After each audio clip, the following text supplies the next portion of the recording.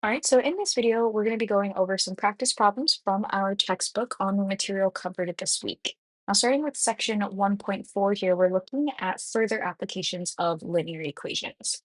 So for question 16, we're told that for a high school production of Mamma Mia, student tickets cost $5 each and non-student tickets cost $8 each.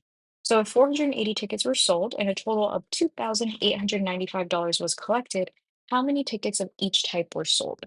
Now we know with these types of problems, the first thing that we want to do is assign our unknown values to variables. So what we're trying to find here is how many tickets of each type. So our two unknown values are going to be the student tickets and the non-student tickets. So I'm going to assign S to be our student tickets, and then N is going to equal our non-student tickets. Now, the next thing that we want to do after assigning our variables is create linear equations with the given information. So we're going to write down what we know here as linear equations. Now, the first thing that we know is that 480 tickets were sold. So this means the sum of our student tickets and our non-student tickets is going to give us a total of 480. So we're just going to write this as S plus N gives us 480. Now, the next piece of information that we know comes from this dollar amount here. So if student tickets cost $5 each and non-student tickets cost $8 each, what we're going to do to find the cost for each one is we're going to multiply the amount of student tickets by its cost, and similarly, the amount of non-student tickets by its cost. That total then, summing those two values, is going to give us this total. So what I mean is, if it's $5 for every student ticket, we're going to have 5 times S plus $8 for every non-student ticket. So that's going to be 8 times N, and that'll give us the total amount that was collected. Now from here, we're going to use both of these linear equations to answer this question.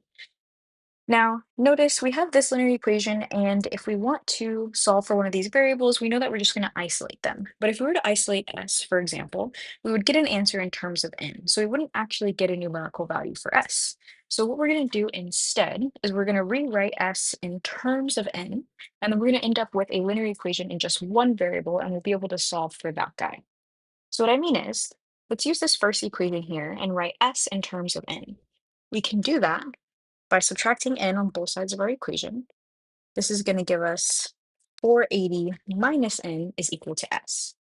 Now from here, we can take this value of S and plug it directly into this guy. So what we're going to end up with is 5 times S, which we know is going to be 480 minus N. And then we still have plus 8N, and then this guy on the right-hand side. Now let's just distribute this 5 and combine like terms and solve for our variable N. So distributing this 5 here, we're going to get 2400 minus 5N plus 8N is equal to this total. Now let's combine like terms. We have a minus N and a plus 8N. And in the same step here, let's also move our constant values to one side of our equation. So we're going to subtract this 2400 to both sides. So in that same step, we're going to end up with 3N, combining those like terms. And on the right-hand side, we're going to have 495. The last thing that we want to do then is completely isolate our variable N. So we're going to end up with N is equal to 165. Now, N is the number of non-student tickets. So this is 165 tickets. So now that we found the amount of non-student tickets, we can use this value to find the amount of student tickets because we know student tickets is going to be equal to our 480 tickets minus however many non-student tickets we had. So let's do that on the side right here. Our student tickets then is going to be this 480 minus 165, which is going to give us 315 tickets. Now, what we can do with these two values is check our answer by plugging them into either one of these equations and making sure that we get a true statement. Now, for this next question here, we're looking at a distance problem. So a train leaves Kansas City, Kansas, and travels north at 85 kilometers per hour. Another train leaves at the same time and travels south at 95 kilometers per hour. With this information, we want to determine how long it'll take before the trains are 315 kilometers apart. So what we're trying to find is time it'll take for the total distance to be 315 kilometers. Now, in these types of problems, it is a good idea to draw a diagram. And in the interest of time, I've already done that for us here. So this is our starting point, Kansas, and these trains are moving in opposite directions. This first one that's traveling north is traveling at a rate of 85 kilometers per hour. And the second one traveling south is traveling at a rate of 95 kilometers per hour. Okay, so now that we have our diagram here, we understand what's going on. Let's recognize what equation we're going to be using. This is a distance problem, so we're going to be using the fact that distance is going to be equal to our rate times our time. Now, in this case, we want to figure out how long it'll take before they are 315 kilometers apart. So that's going to be our total distance. That's going to be the distance that this train travels plus the distance that this train travels. So with that being said, then our total distance is then going to be equal to the rate of our first train. So we'll call this train one times the time plus the rate of our second train, train two times time. So plugging this into our distance equation then, or plugging our values into this equation, I mean, our total distance we know is going to be 315 kilometers. And we know the rate of the first train, the one traveling north, is 85 kilometers per hour. And the rate of the second is 95. So with this, we are going to want to solve for t. We want to figure out how long it'll take for this distance to be this here. So we can do that by combining like terms here. We're going to get 315 is equal to 180t. And lastly, we want to solve for t. So we're going to divide both sides of this equation by 180. We're going to get that t is equal to 315 over 180, which can be reduced to 7 over 4. And remember, our units here are going to be in terms of hours. So 7 over 4 hours is how long it'll take. Or another way to think about this is 1.75 hours. Okay, so that's how long it would take for the distance between these two trains to be 315 kilometers apart. Now for this next example here, we're given this diagram and we want to find the measure of each angle in the triangle below. So the angle of, or the measure of this angle here is going to be some unknown value x plus 15 degrees. This one's x plus 5 degrees and so on. So we have to use an important fact here though, and that fact is that, write this here, so all three angles of every triangle is going to add up to 180 degrees.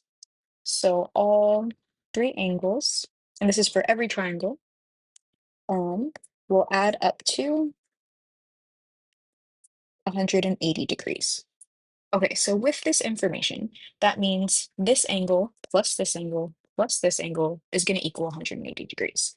So that is our equation that we're going to work with. We're going to have x plus 15 degrees, that's our first angle, plus the second one, x plus 5 degrees, plus our third one, which is going to be 10x minus 20 degrees. We'll take out the degrees there. This is all going to be equal to 180. So from here, let's combine like terms. And then actually, just so we keep, let's color code this. This is our first angle. This is our second. And this is our third. Okay, just to be clear there. So now we're going to combine like terms. Let's see, let's keep color coding here. We have two x's there that we can combine, and then we also have 10 x's here. So that's going to give us a total of 12 x's. Now we also have 15 plus 5 here. That's going to give us 20, but then we also have minus 20 here. So let's underline these guys here. We're combining these like terms, but we're going to get positive 20 minus 20. So that's just going to give us 0. So we're just going to have 12x by itself on the left-hand side of this equation. On the right-hand side, we're still going to have this 180. And to solve for x, we're going to divide both sides of our equation by 12. This is going to give us x on the left-hand side by itself, and then 15, and this is in degrees on the right-hand side. So now we know what this unknown x value is. So with this information, we're going to plug this value into the expressions for each angle. So plug into the expressions for each angle. All right, so doing so, that means this angle here in green is going to be x plus 15 degrees, and we know x is 15 degrees. So this is going to give us a total of 30 degrees. Similarly, this second angle in blue here is going to give us 20 degrees. We're taking this 15 degrees here and adding 5 to it. And then lastly, this one's a little trickier, but we're still just going to plug in the value that we got for x here. So we're going to have 10 times 15 minus 20. This is going to give us 130 degrees. So these are the measures for each angle here. All right, so this brings us to section 1.5, where we're going to be solving linear inequalities. So we're not looking at linear equations anymore, where we had equal sign. Now we're looking at inequalities which have these inequality symbols. So let's start with question 27 here. We have 2x minus 5 divided by negative 4 is greater than 5. Now, if we're going to solve these guys, we want to isolate x. So we know we're going to have to get x completely alone. So let's rewrite what's going on here. We have 2x minus 5 divided by negative 4 is greater than 5. Now, if we want to completely isolate x, we're going to undo everything that's happening to it here. So the first thing we're going to do is undo this division by multiplying both sides of this inequality by negative 4. Doing that, we're going to get rid of that division. So we're going to multiply this by negative 4. So what we're going to get on the left-hand side of this inequality is 2x minus 5.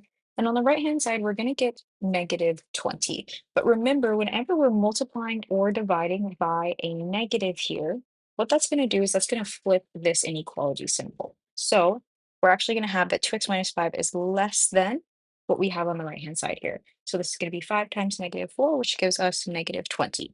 Now we always do this when we are multiplying or dividing by a negative value. It's going to flip our inequality symbol. Okay, so from here, we're going to solve this just like a linear equation. If we had 2x minus 5 is equal to negative 20, we would add 5 to both sides and then divide by 2. We're going to do the same exact thing here, but just keep this inequality symbol. So we're going to add 5 to both sides here. We're going to have 2x is less than negative 15, and then we're going to divide by 2 to get x completely isolated. We're going to get x is less than negative 15 over 2. So this means all values of x that are less than this guy here is going to make this inequality a true statement. So you can plug in any value that's less than negative 15 over 2 into here, and whatever you get on the left-hand side will be greater than 5. So now what we want to do is graph this solution set and write it using interval notation. So first let's graph it on the number line here. And in the homework, you might need to be super specific about the number line, or maybe it's already set up for you. But for the purpose of this video, I'm just going to indicate that this is negative 15 over 2, and we're looking at everything to the left of it. Okay, so this would be like 0 over here. So another thing to note, though, is our inequality symbol here is just a less than. So it's not going to include this value of negative 15 over 2. So to indicate that on the number line and in interval notation, if we're not going to include this value, we're going to use a parenthesis. So not including negative 15 over 2, but everything less than that. So that's what it would look like graphed. And then in interval notation, I'm going to abbreviate with IN here. We're going to have negative infinity is kind of like our lower bound because we're going everything less than this guy.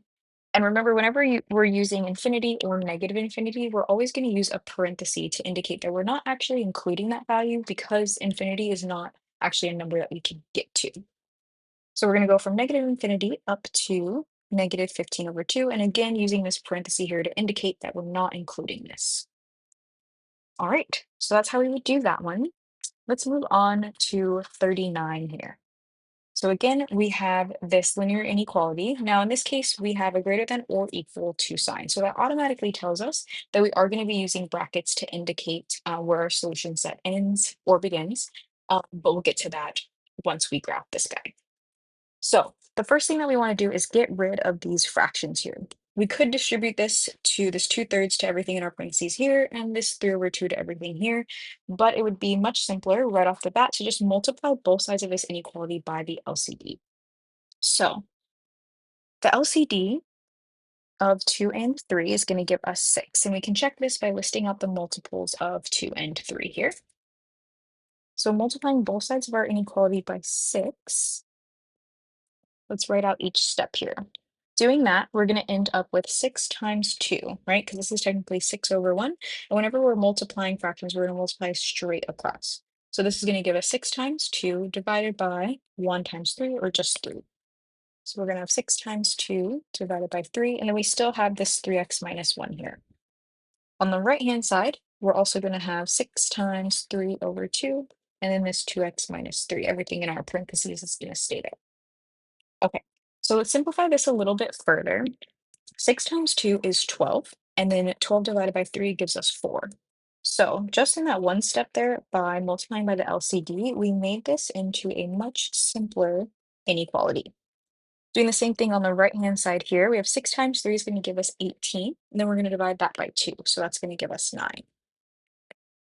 And that's why multiplying by the LCD is kind of the easiest thing to do when we want to get rid of fractions.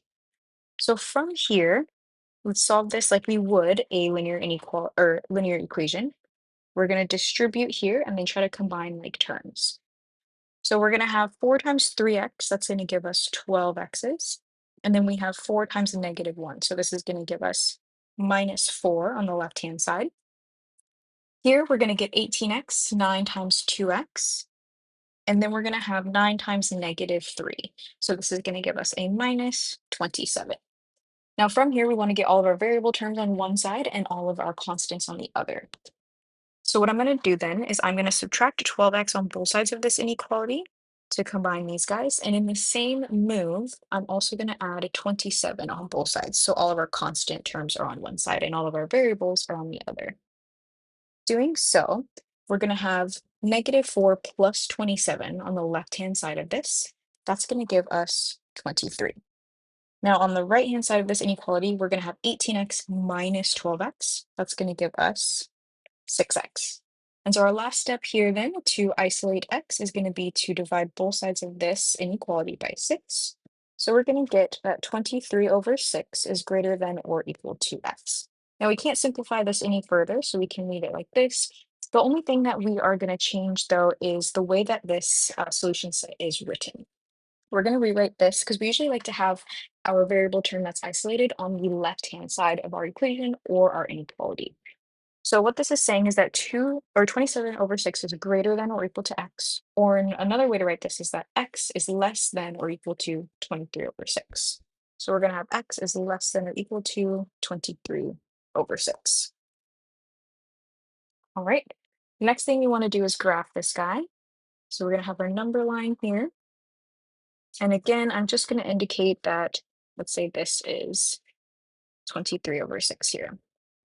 Okay, now like I said, we have this less than or equal to sign here. So this tells us that our solution set is going to be all values of x that are less than 23 over 6 or equal to 23 over 6. So this fraction is included in our solution set, and we know we're going to indicate that with a bracket.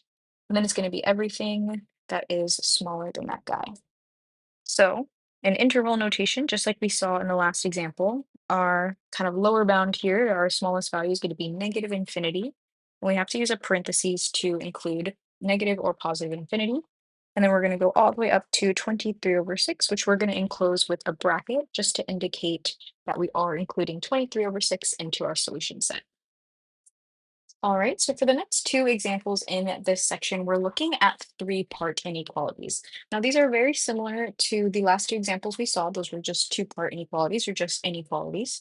The only difference here, though, is that whatever we do to one part of our inequality, we have to do to the other two. So let's demonstrate this with this example here. We want to solve this inequality, so we want to get this variable x alone. Now what's happening to x is we're multiplying by negative 2 and adding 3 to it. So we want to undo these operations in the opposite order. So we're going to subtract 3 here, so this cancels. But whatever we do to one part of the inequality, we have to do to the other two. So I'm going to subtract 3 from 8 and from 4 here. So we're going to have 1 is less than or equal to negative 2x is less than 5. Now, the next thing we want to do is divide by this negative 2 here to get rid of this multiplication. So we're going to divide by negative 2, and whatever we do to one part, we have to do to the other two. So on the left side here, we're going to have a negative 1 over 2. In the middle, we're going to have x completely alone, and on the right-hand side, we're going to have negative 5 over 2. But remember, whenever we are multiplying or dividing by a negative, it's going to flip these inequality signs here. So instead of less than or equals on this guy here, we're going to have that this is greater than or equal. And similarly, instead of less than, this is going to be a greater than symbol. Okay. Now, again, we usually want to write these inequalities in the opposite order, and we'll see why I'll show you on the number line when we graph this. So what we're going to do is flip this. X is going to be in between -5/2 and -2. This -5/2 is the smaller number. So we're going to write it like this. Now, when we graph this guy on the number line, we have -5/2 is a smaller value than -1/2. And with this three-part inequality, what we're saying is that X is in between these two guys. So when we're graphing this, we know we're going to be shading in this region. Now notice we have a less than symbol here, so we're not including this -5/2 into our solution set. So that's where we're going to use our parenthesis. But for this guy, we are including this -1/2. So we'll use our bracket here.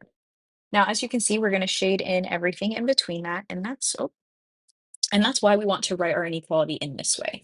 If we wrote it in this way, it's just kind of not standard practice here. We're saying that X is in between these two values, but the value on the left-hand side is the bigger value, and the value on the right-hand side is smaller. So if we were to graph it this way, we would kind of have the -1/2 over here and the -5/2 over here, but that wouldn't really make sense because we're talking in terms of a number line.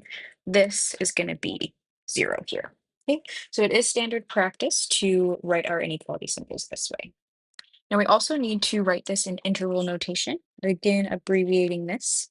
We know we're going to have a parenthesis for our lower value here, this -5/2, and then we're going to have a bracket for this -1/2. So our solutions are going to be in this region from, let's write that nicely, from -5/2 up to -1/2. All right, let's look at our next example here. Again, we have a three-part inequality. Now, what we want to do is completely isolate this variable x. So the first thing that we're going to do is multiply everything by 6. Now, just so we can see exactly what's going on, let me rewrite this here, just so we have more room. Okay, so we want to undo this multiplication by 6. Or sorry, we want to undo this division by 6. So we're going to multiply by 6. Whatever we do to one part of our three-part inequality, we have to do to the other two. So all the way on the left-hand side here, we're going to get a -6. We still have this less than or equal to inequality. Even though we have a -6 here and this negative, we didn't actually multiply by a negative. This negative was already there. Okay, so be careful with that. Then we have 2x minus 5 in the middle, and then we're going to have 30 all the way on the right-hand side. Now, the next thing we want to do then is add 5, so these guys cancel. Whatever we do to one part of our inequality, we have to do to the other two. So this is going to give us -1 is less than or equal to 2x, which is less than or equal to 35. And lastly, if we want to divide by 2 to completely isolate x, and again, whatever we do to one part, we have to do to the other two. So we're going to get -1/2 is less than or equal to x, and x is less than or equal to 35/2. Now this would be our final answer here. And notice we don't have to flip our inequality symbols. This is already the smallest value here, and this is the bigger value, and x lies directly in between these guys. So on the number line, let's graph this here. We're going to have -1/2 all the way over there, and then 35/2 over here. Now notice for this lower bound here, we have a less than or equal to symbol. So we're going to use our brackets, and similarly for 35/2. And so we'll shade everything in between that there. And then lastly, in interval notation, we're going to have our brackets for -1/2 and all the way up to 35/2, also having brackets. So all of our solutions to this original inequality lay in this region. So to check our answers for all of these guys, we can take any values within this interval, within the shaded region on our number lines, plug them into our original inequalities, and we will get that they are true statements. Now, for the last question in section 1.5 here, we're going to be setting up our inequality. So to pass Algebra 2, this requires an average of at least 70 on 4 tests. So a student has scores of 80, 62, and 73. What possible scores on the fourth test would guarantee the student a passing score of 70? Okay, so the first thing that we need to do, just like we saw in section 1.4, whenever we're solving these applied problems, we want to assign our unknown value to a variable. Our unknown value is going to be the score on our fourth test. So I'm going to let x be equal to the score for our fourth test. Okay, so from here, we can set up our inequality. The first piece of information here is the average. We're looking at the average of all of these tests. Now we know to find the average, we need to sum each of these values and then divide by the number of values. So we're going to start out with summing these guys, our test scores. But remember, we are going to have a total of 4 tests. We need to average all 4 tests. So we're going to add x here. That's our unknown value that we're trying to solve for. And we're dividing by the number of values that we have, or in this case, the number of tests. Now, the next piece of information here is that this average needs to be at least 70. So that means this entire average needs to be at the very least 70, but it could be greater than that. So our inequality symbol that we're going to use then is greater than or equal to, and we know that that score is going to be 70, right? So now we have our inequality set up. Let's start simplifying this guy. Notice we have 80 plus 62 plus 73, so we can sum those guys right away. That's going to give us 215 plus x divided by 4, which is greater than or equal to 70. So from here, we know how to solve this. We want to get our variable x completely alone. So let's multiply both sides of this equation by 4 to undo, or sorry, this inequality by 4 to undo that division. So we're going to get 215 plus x is going to be greater than or equal to 70 times 4, which gives us 280. Now the last step is we're going to subtract 215 on both sides. This will give us x completely isolated, and that's going to be greater than or equal to 65. So this means that this student can get a 65 on the last exam to pass the class, but they can also get a score greater than that, and they'll still obviously pass. So we'll say need to get at least a 65 on the fourth exam for the fourth test. All right, so this brings us to our last section for this video, section 2.1, where we're looking at linear equations in 2 variables. So let's look at this first question here, question 29. We want to use this equation to complete the following table. Now notice we do have a linear equation here in 2 variables. We have x and y. Now our table is set up here. So what we want to do is fill in these blanks. So what this means is if we have a value of 0 for x, what is y? If we have a value of 0 for y, what is x? And we can find these values by plugging in the values that we know. So let's start with this first one here. If x is equal to 0, we're going to plug 0 into our equation. So we're going to have 0 plus 2y is equal to 5. So from here, we only have one variable, so we can completely isolate it and solve for that variable. We'll divide by 2 on both sides to get y completely alone. We're going to get that y is equal to 5 over 2. So filling in the blank for this one here, we're going to get 5 over 2. For the next one, we're doing the same thing, but in this case, y is now equal to 0. So we're going to plug in 0 for this variable here. We're going to get x plus 2 times 0 is equal to 5. 2 times 0 is just going to give us 0. So we're just going to have x on the left-hand side is equal to 5 on the right-hand side. So we'll fill in that there.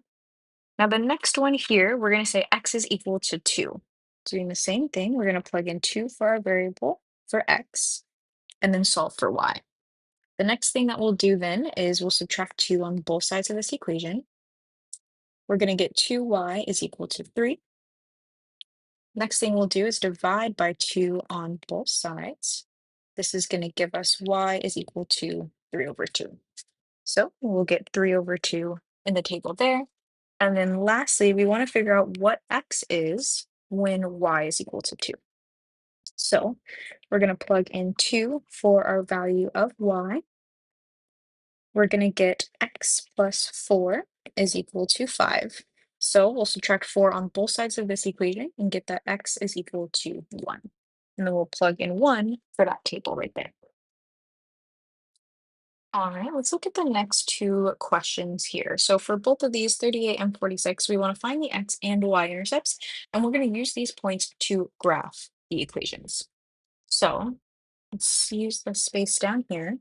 We want to find the x-intercept for this first equation here. Now we know if we want to find the x-intercept, we're going to set our value of y equal to 0. Doing that, we're going to get rid of this y term and just have this equation in terms of x, which will give us that x value. So if we set y equal to 0 in this equation, we're going to have x minus 2 times 0 is equal to negative 4. We know 2 times 0 is going to give us 0. So this tells us that x is equal to negative 4. So this means our x-intercept then is going to be negative 4. That's our x value. And then our y value was 0. So that's one point. Let's go ahead and plot that on this graph here.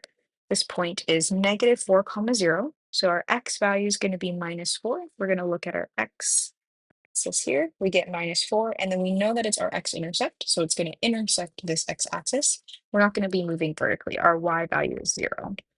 So we'll have negative 4 comma 0. All right, let's do the same thing. We want to find our y-intercept. Now, to find our y-intercept, we have to set x equal to 0.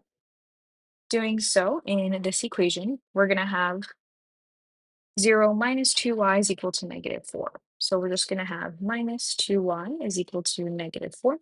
We'll divide by negative 2 on both sides. Doing that, we're going to get that y is equal to positive 2. So be careful with our signs here. We have a negative 4 and we're dividing by a negative. So that'll give us a positive. So our y-intercept then is going to be 0 because that's our x value, comma 2. Now plotting this, we're going to be on our y-axis now because this is our y-intercept. And we're not going to move horizontally at all. That's going to be 0 for our x value and then 2 for our y value. So that point is going to be right there. Now with these 2 points, we can graph this equation. All we need is 2 points to graph an equation. So we can connect these dots here.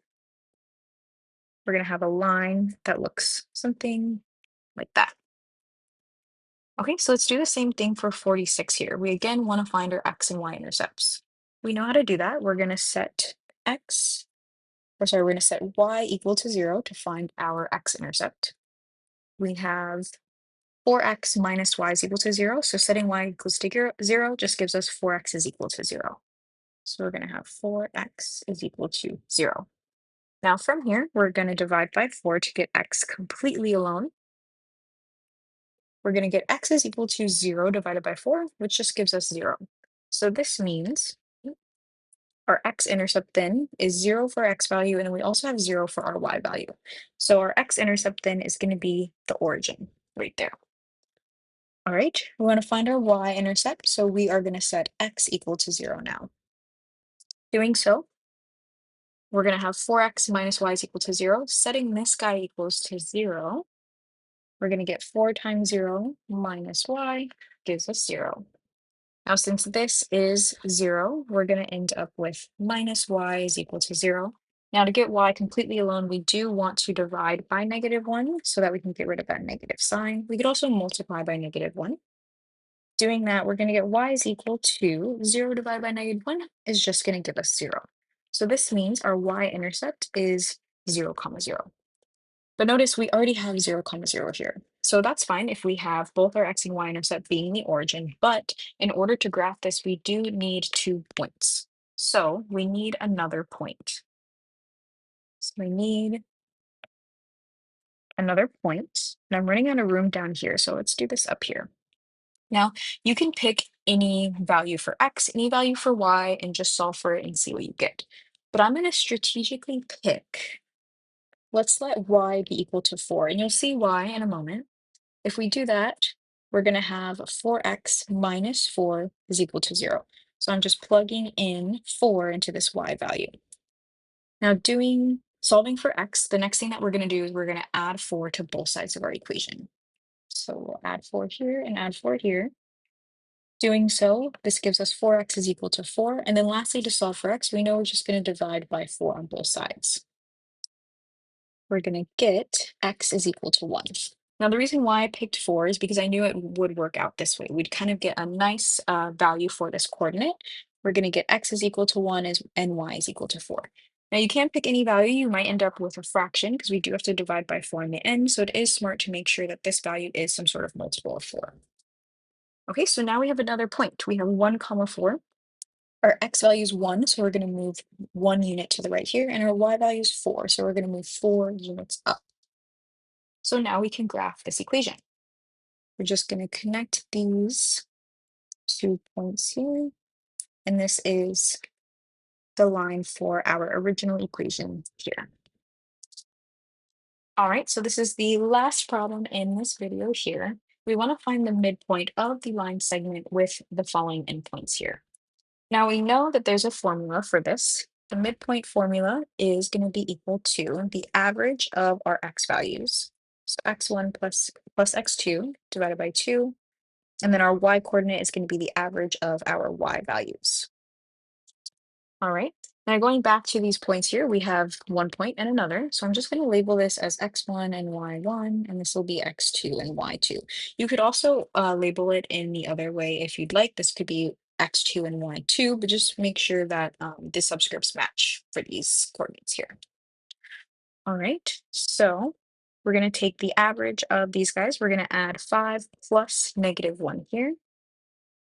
5 plus -1 divided by 2. And then for our y coordinate, we're going to have 2 plus 8 divided by 2. All right. Now, 5 plus -1 is the same thing as 5 minus 1. So this is going to give us 4. And in the numerator of this guy, we're going to have 2 plus 8. That'll give us 10. So our midpoint then is going to be 2 comma 5. So that means this is the midpoint of the line segment with these following endpoints here. So if we were to look at this on a coordinate plane here, you could plot this and you would see that this coordinate is exactly in between these 2 points here. All right, so that'll be it for this video.